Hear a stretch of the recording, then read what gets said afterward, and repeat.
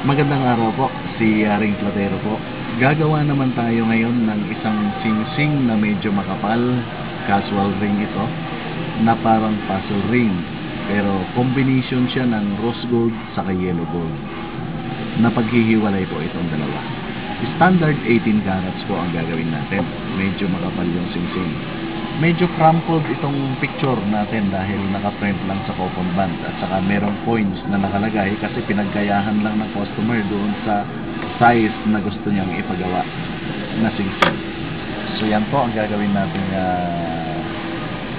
singsing, ganitong design.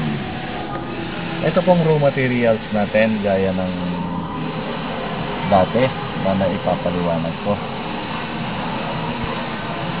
Ito po ang rose gold, 25% alloyed na rose gold alloy at saka 75% fine gold, 999.9%. Purong ginto po yan.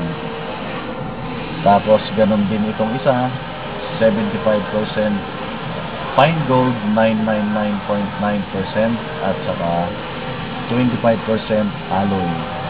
Tatlong klase po ang combination ng alloy nito, pero 25% ang total nito. Rose gold, silver at saka yellow gold alloy. So yan po ang tutunawin nating materials. Yan, ito po yung para sa yellow gold. Tapos ito naman po yung para sa rose gold. Medyo nagbo-blurred.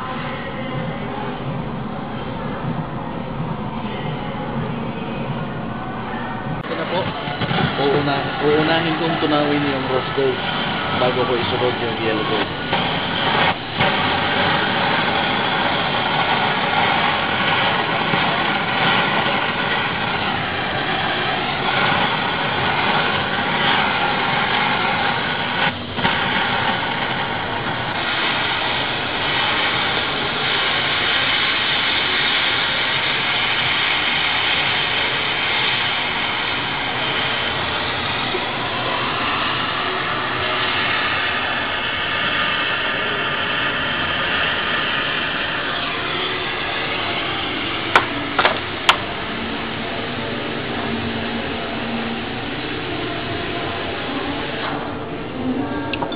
Ito po yung rose gold, tapos isusunod natin tunawin yung yellow gold. Yan po ay rose gold standard 18 carats.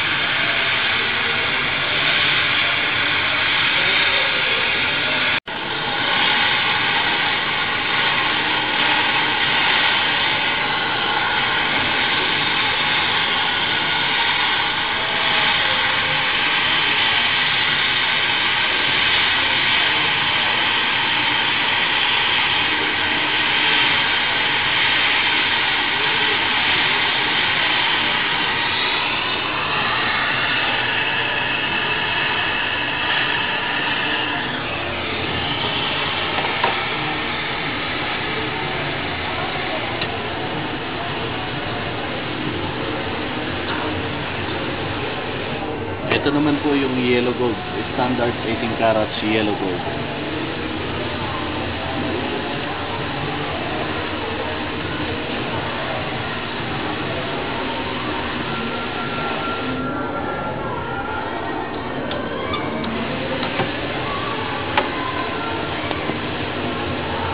Yan, kung mapapansin po natin,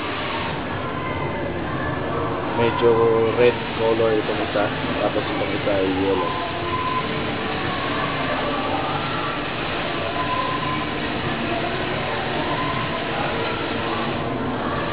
Yan po ang gold bar na tinunaw natin.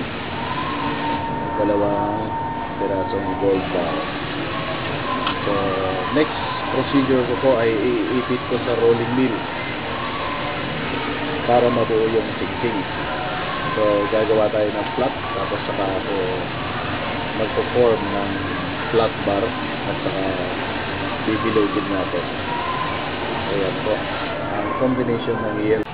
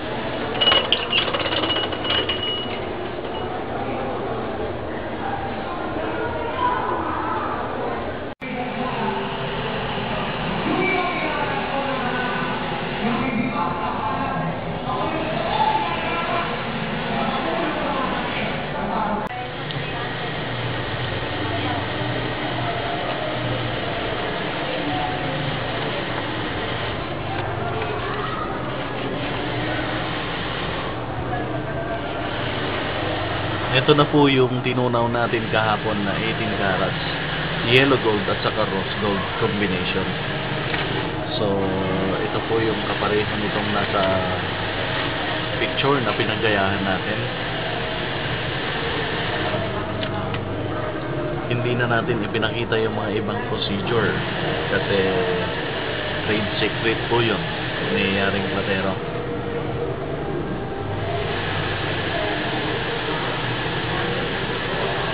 Nadidetach po ito. Ito yung rose gold. Ito po yung yellow gold. Standard 18 carats po. Hindi pa siya masyadong ma-appreciate kasi hindi pa nakapolish, pero ipapolish pa natin. So yan po yung ginawa natin sing-sing na kapareho ng nasa picture.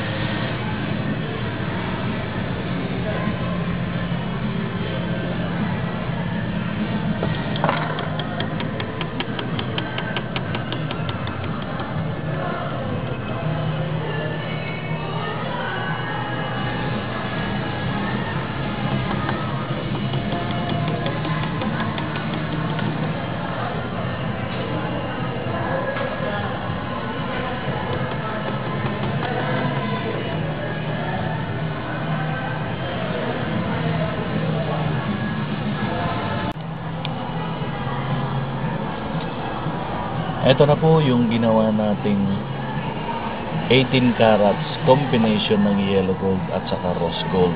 na singsing. Ito po yung ginaya natin dito sa picture.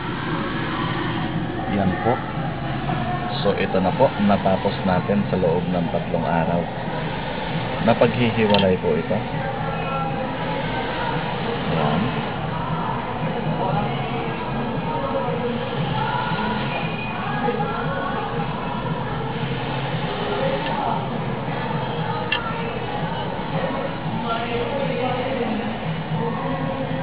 So yan po yung ginawa natin. Po yung ginawa nating singsing.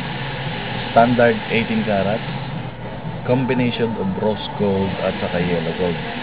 Wheel polish yung yellow gold, tapos matte finish naman yung rose gold. So yan po yung ginawa nating singsing.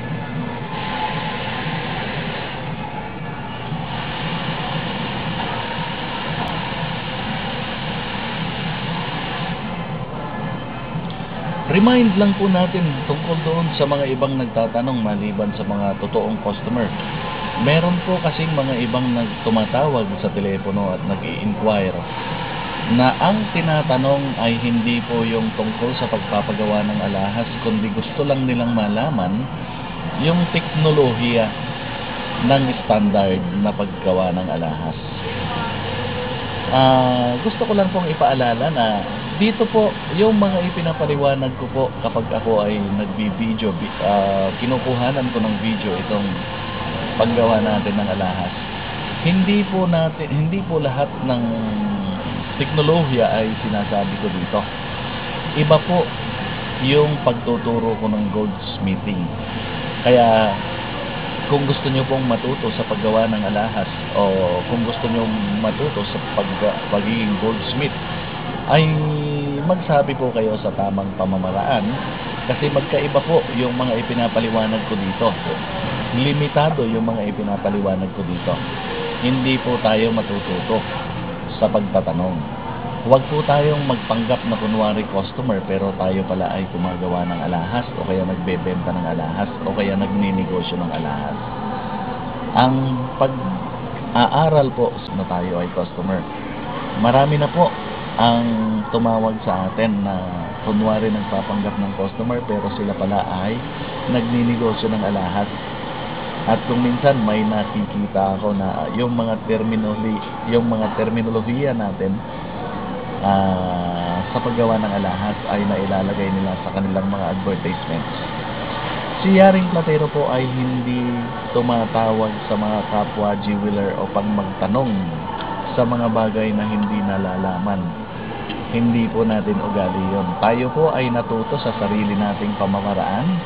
Nakatulong na rin yung pagiging family skill natin mula sa ating mga ninuno o mga kamag-anak ang pagiging goldsmith natin at tayo po ay natuto ng tamang teknolohiya sa ibang bansa.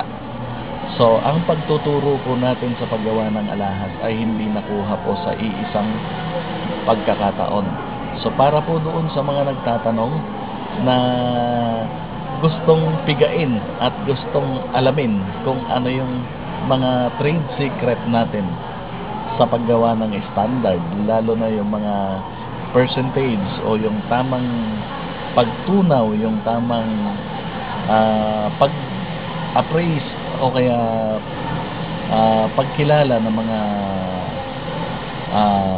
classification sa forces, halimbawa ng mga diamonds o kaya yung standard na pagtunaw ng ginto. Hindi po yan natututunan sa isang pagkakataon. So remind ko lang po, puwera sa mga totoong nagtatanong na gustong magpagawa na napapaliwanagan ko. Dahil ang intention natin, kaya natin ipinapaliwanag ang ating mga ginagawa ay para hindi magduda yung mga customer na kapag ang platero ay gumawa ng alahas ay pwedeng dayain sila sa kanilang mga ginto o kaya pwedeng misrepresentation ang sasabihin sa kanila. Yun po ang intention natin sa pagpapaliwanag. Hindi po tayo nagpapaliwanag para magturo. Dahil ang totoo po, kung ibabase lang po natin dito sa pagpapaliwanag ko, ang pag-aaral natin kung paano magiging standard goldsmith ay kulang po. Hindi po gaya ng sabi ko, hindi po natututunan ang pagiging standard goldsmith sa isang pagkakataon. So, sana po, huwag po tayong magpanggap. Sana po, magtanong tayo sa tamang pamamaraan. Kung gusto po nating matuto ng pagiging standard goldsmith, ay may kaukulang bayad po yan. Yun lang po ang gusto kong mai-remind, mai-dagdag dito sa video natin. Hindi po natin sinasabing tayo ay marunong, o hindi sinasabing tayo ay magaling, pero may mga nabubuking po kasi tayo na nagtatanong, tapos na ilalagay nila sa kanilang mga advertisements yung mga bagay na naipapaliwanag ko sa kanila. So sana po, let us be professional. Yun lang po ang gusto kong maidagdag. So ito po yung ginawa natin, 18 carats yellow gold at saka combination ng rose gold. So yan po yung sing-sing na ginawa natin. Hindi man po natin masyadong nagaya doon sa picture, pero kahit pa paano po, yan po yung design na nagawa natin.